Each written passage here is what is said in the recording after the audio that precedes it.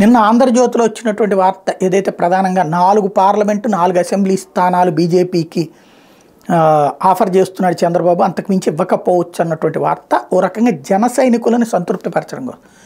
జనసేన వాళ్ళు ఏం ఫీల్ అవుతున్నారు, మా నాయకుడికి 20-25% ఓట్లున్నాయి, ఆయన పట్టించుకోవట్లేదు, తెలుగుదేశంతో పొత్తు పెట్టుకుని ఆఫ్టర్ ఆల్ 24 తీసుకోవడం ఏంటి, కనీసం 40-50 ఉండాలి కదా అని వాళ్ళు ఫీల్ అవుతున్నారు. అందుకే పాపం వాళ్ళని మానసికంగా సంతృప్తిపరచడానికి ఇవాళ కూడా జ్యోతి ఈనాడు రాసుకొచ్చినాయి ఏంటంటే దాదాపు 40 స్థానాల్లో ప్రభావం ఉన్నట్టే అని రాసుకొచ్చారు. ఇది ఒక సంతృప్తిపరచడం. ఆయన చెప్పింది ఏంటి పవన్ కళ్యాణ్, 24 స్థానాలు మనం పోటీ చేస్తున్నా, 3 పార్లమెంట్ స్థానాలు పోటీ చేస్తున్నాం కాబట్టి అది కూడా 18-20 స్థానాలు కాబట్టి లెక్క, అప్పుడు 40 దాకా మనం ప్రభావం చూపెడుతున్నట్టే అని చెప్పారు.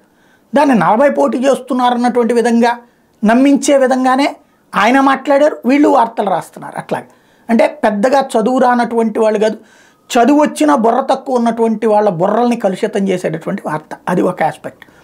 రెండోది వచ్చేటప్పటికి జనసేనకు సంబంధించి మరొక కీలకమైనటువంటి అంశం ఏంటంటే నిన్న ఈ 4-4 అని రాయగానే అది ఎందుకు రాశారు, వ్యూహాత్మకంగా రాశారు.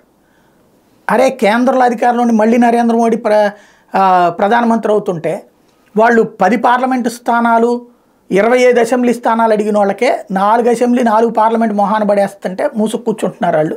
అట్లాంటప్పుడు మనోళ్ళు ఏంటి, మనం ఎందుకు అంటూ వాళ్ళ సోషల్ మీడియాలో రాసుకోవడానికి, వాళ్ళని మోటివేట్ చేయడానికి జన సైనికుల్ని రాధాకృష్ణ గారు రాయించినటువంటి ఆ వార్త బాబు గారి కోసం మానసికంగా సంసిద్ధం చేసేటటువంటి జన సైనికులు సంసిద్ధం చేసేటటువంటి వార్త మ్యాక్సిమం ఫలించినట్టే కనబడుతోంది.